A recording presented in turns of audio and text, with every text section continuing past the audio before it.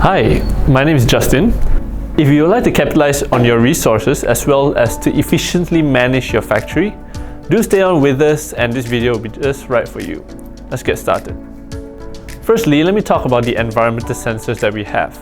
These sensors measure CO2 level, environmental temperature, humidity, as well as the dust density. Now, these are important. Why? This is to ensure that your factory is within safety limits for your personnel safety. Next, I'll be showing you how you can monitor the temperature of your fridges. Now, we have sensors that will be able to measure the temperature of a fridge that's well below 0 degrees Celsius. So if I look into the dashboard right now, I can get a history view of the temperature of the fridge on an hourly basis, daily basis, monthly as well as yearly basis. Another part of your factory that you can monitor is actually the power usage of your machines. We'll be using smart power meters attached to these machines, and these smart power meters will be able to measure the current consumption as well as the tariffs of the particular machine. Another parameter that you can measure in your factory is actually the wafer storage humidity.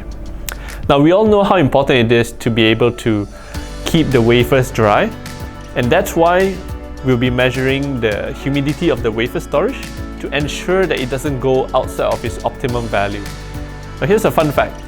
We can actually navigate to this sidebar here, where we can also go into the wafer storage monitor, just like what I've done previously for the remaining sensors.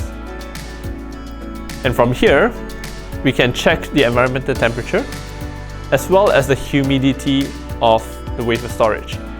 And just like others, we can also see the hourly changes, the daily changes, monthly, as well as yearly changes.